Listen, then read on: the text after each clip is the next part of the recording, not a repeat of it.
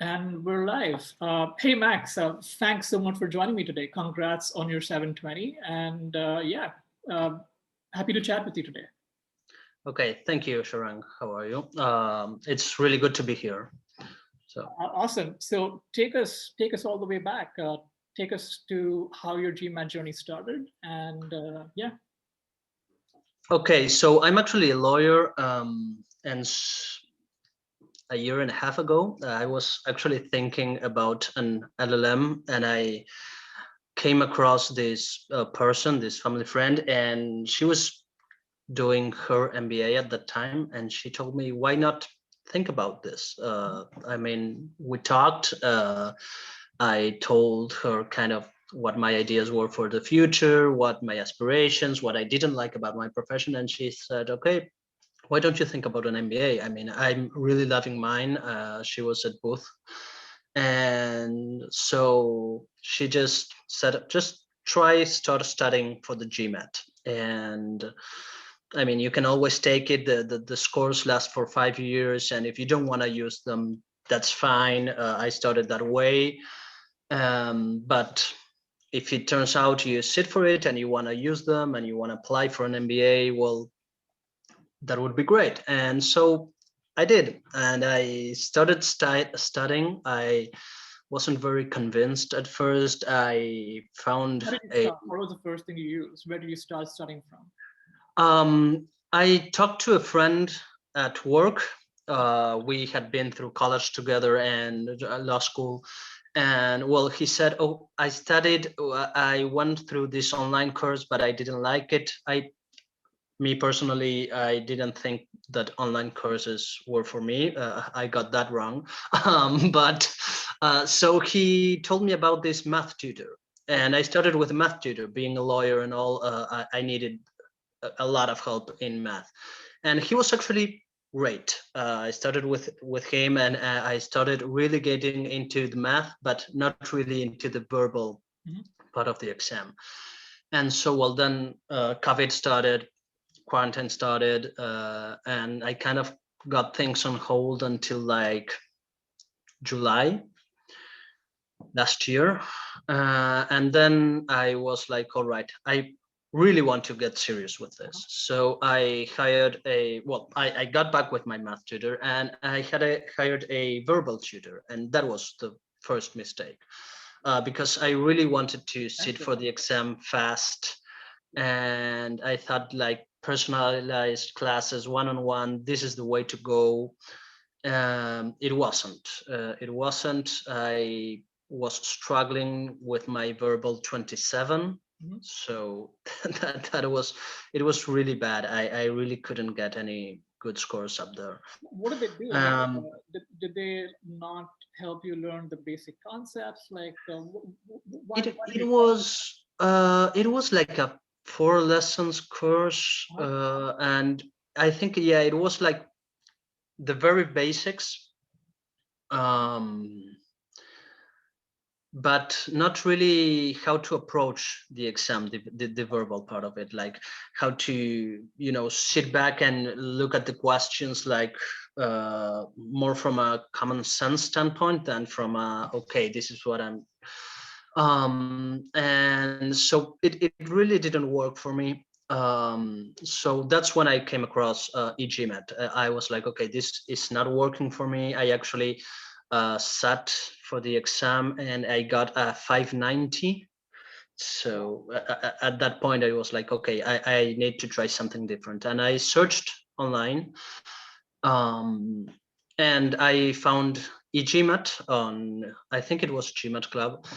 It had great reviews, like really, really great reviews. And I think, okay, maybe I should try this. I was comfortable with my quant part, and I was getting 40 something scores there. So I thought that maybe what I really needed help with was the verbal part. And I started the course, and it was great. I really liked it. I really liked the approach. For me, it really worked.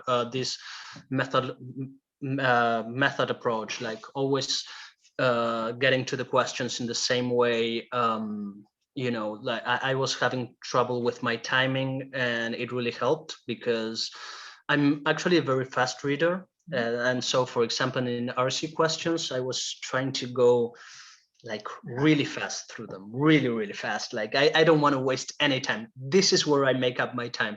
And that was a big mistake.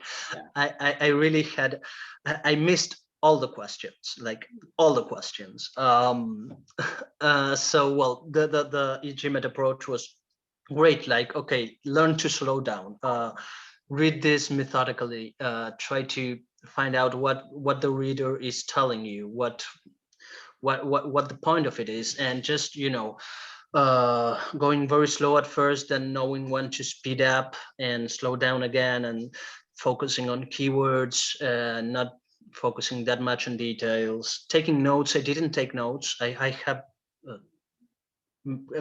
quite a good memory, but it was not good for me at this point. I got distracted if I didn't take notes, so I started taking notes, and suddenly I was like really focused. I got into the passage, and I was like,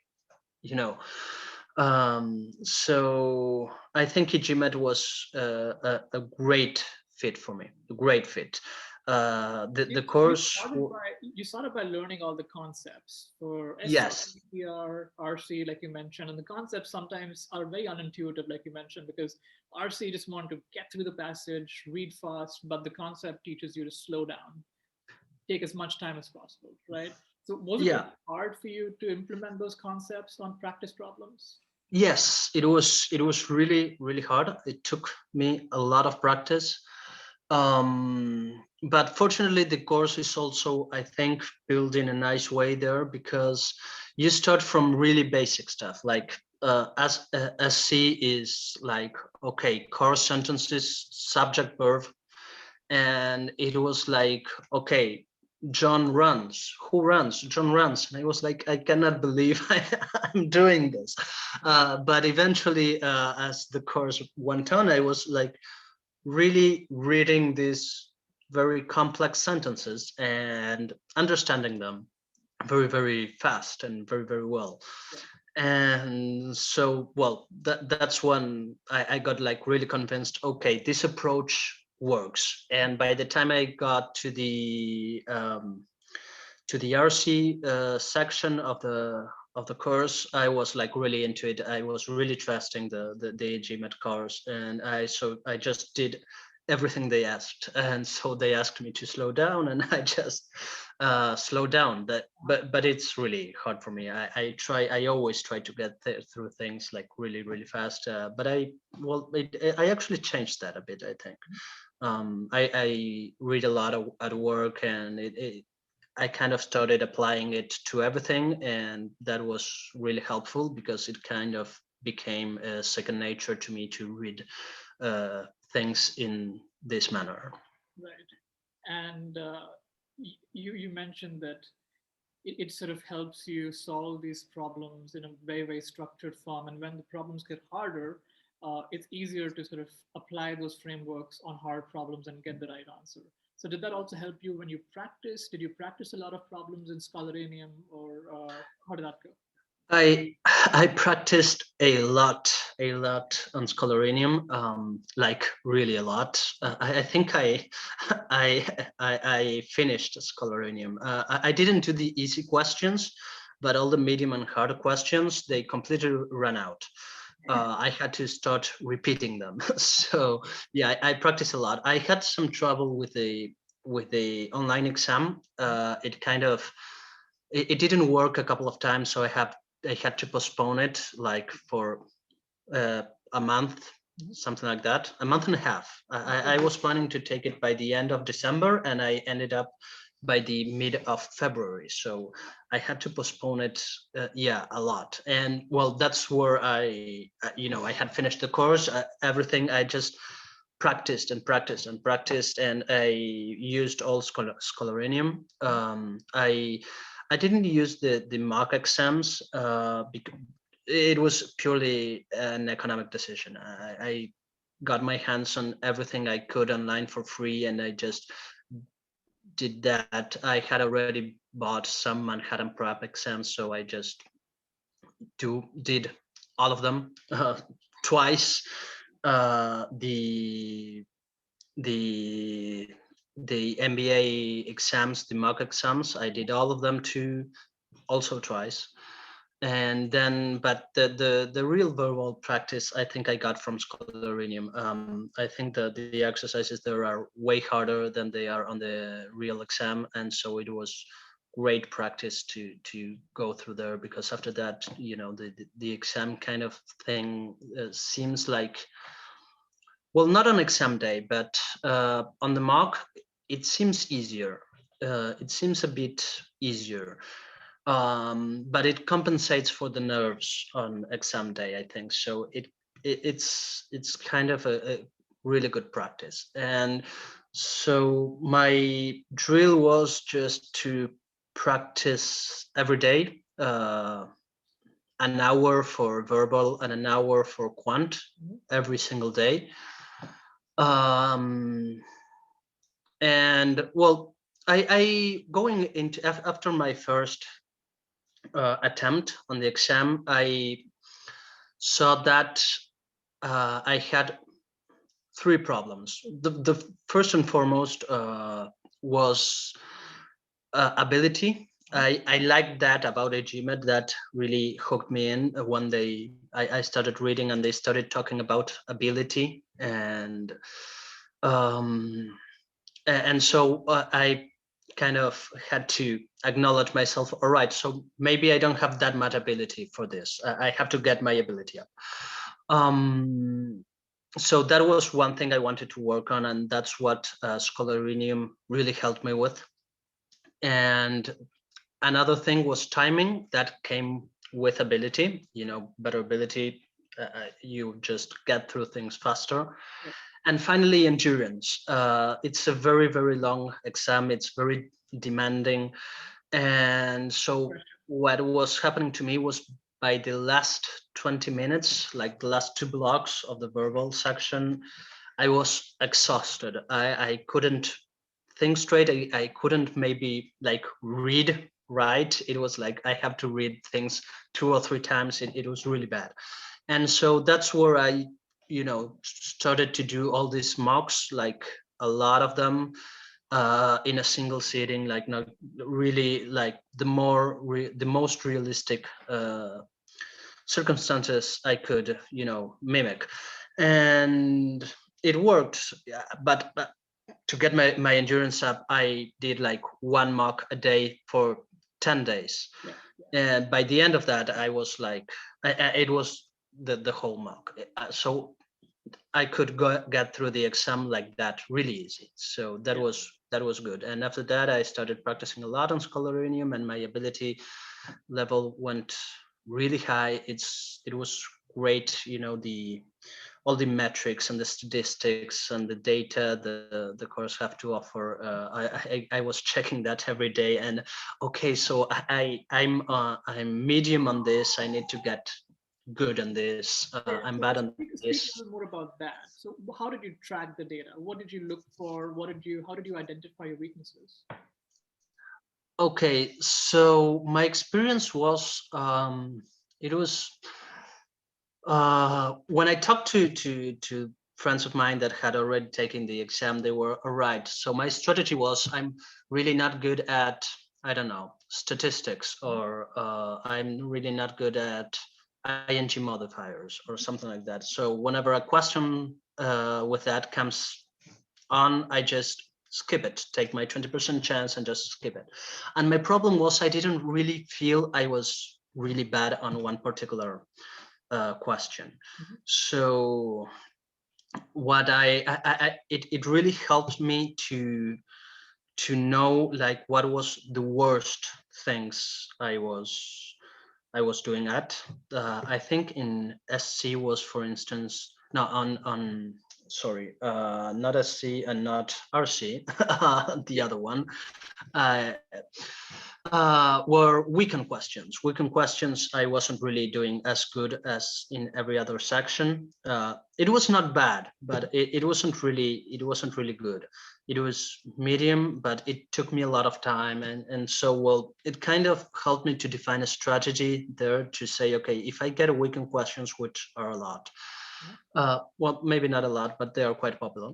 Um, I'll try to get it as fast as possible, and if not, just skip it. And that worked for me. But so it really helped to to figure out my tag time. Of course, during the exam, you're not really like calculating. Okay, I'm reaching my 70% of my tag time right now, so I have to skip it. But you do get a feeling when you're going Over. when you're spending too much time in a question. So it was helpful that way, and it was helpful to know where I was doing great at, because it really got my confidence up.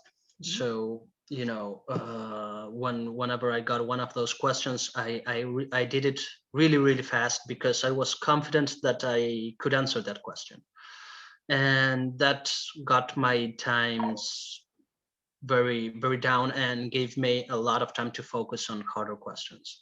So that was good. But what I did was just, I think I checked almost after every quiz. I checked what my results were for that particular quiz and what my results were until then.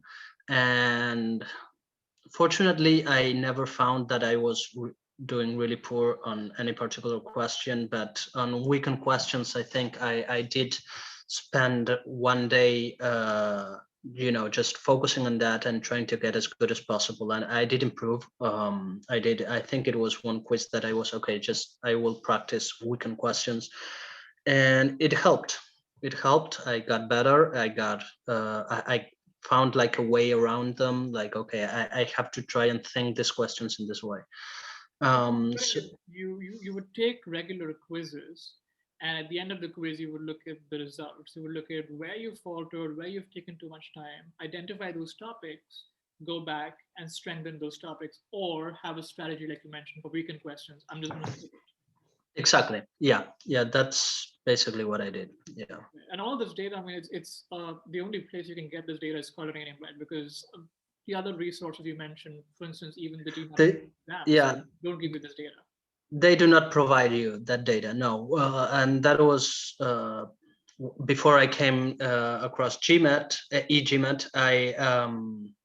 I was kind of trying to do that myself, and it was it's impossible to do by yourself, and to keep track with it, it's not possible.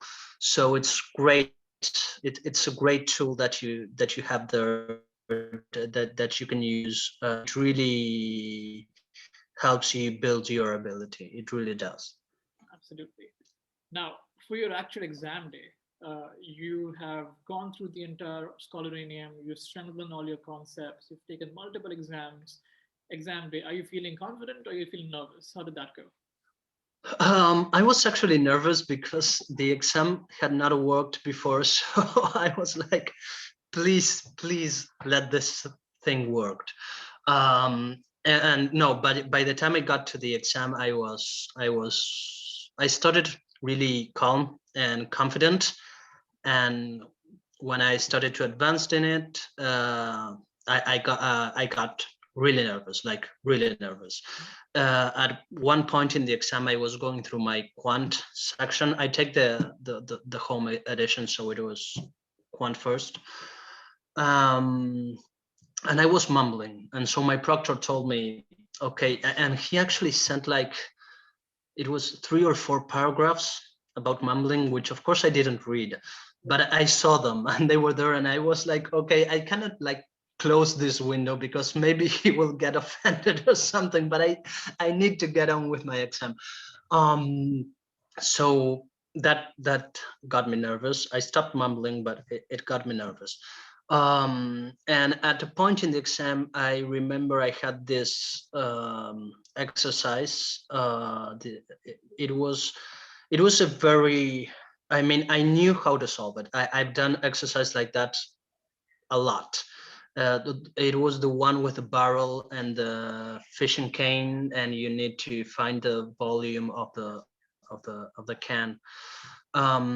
and I got so nervous that I was struggling with the final calculate. I had to do like 15 square, and then I don't remember that, but no, 7.5 squared, so 7.5 square, and I was like, I cannot do this. No, this is really hard. It's not. It's actually not. Um, but that's when the tag time and all the training really kicked in, and I just said to myself, okay, it's too bad that I really know how to do this question, but it's just not working right now, and it's taking too much time for me. So I just gave up on the question, just uh, made an educated guess and moved on. And I don't know if I got it right or not. Probably I got it wrong. But it's the point on the exam that I really remember, because it was one of the things I struggled most when I was practicing, like not to get hung up with a question.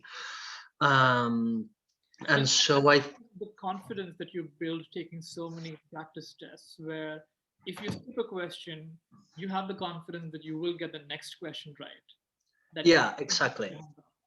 Exactly. So yes, I was confident throwing that question. But tag time there really helped in a lot of other situations where I was like, okay, this is maybe taking too long. I need to start rounding this up or just move on. And I really did that a lot. And it helped me a lot with my nerves at the exam, because um, I felt like I was advancing in at least in the manner I planned. I mean, I before the exam I planned, okay, really use tag time. If I'm taking too long with a question, well, that's too bad, but I really need to get along, because the last 10 questions are really important to me. They were important to me. I mean, they're not always important to everyone, but I really wanted to do well on the last section, not to lose any scores there. So it really helped. That training really helped. Yeah. And I mean, getting a V40 as a non-native English speaker, that's also fantastic, right? So all your training where you go through all the concepts that teaches you to think about verbal not as a language, but more sort of quantitatively, like more mathematically. Yes, it kind of is like that. I'm not a native speaker, but I have studied English since I was like 2 or 3 years old, and I never really stopped. So it wasn't, language wasn't really an issue for me. Of course, it's not the same. And when I started, some things were difficult about the language, but not that much. But yes, going about it like more of I don't know if a mathematical thing, but it was, by the end of it, it was like common sense. Like I saw the for instance, the sentences, and it was like, okay, what is the author trying to say here? What is the idea he's trying to convey? And then just think what the best way to transmit that idea was to write it, and what would be the proper way. And then the answers would come out really fast. I used that approach when I really, when you have like 2 minutes left and 4 questions, and you have to maybe just choose which ones to answer. I found that was a really helpful way to seeing that. Otherwise, I use the e-GMAT approach to read slowly, find what the mistakes were, and analyze each of the options, and just go through a process of elimination.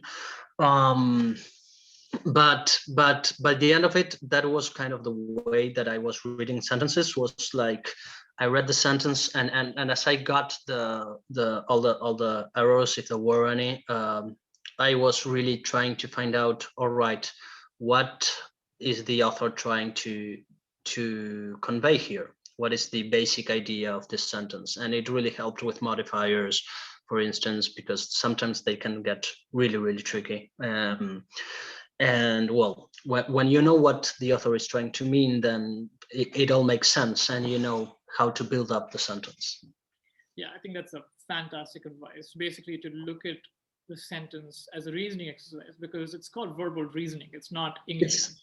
Exactly. It's verbal reasoning. So as long as you think about it that way, I think you will be fine. And that's where the more complicated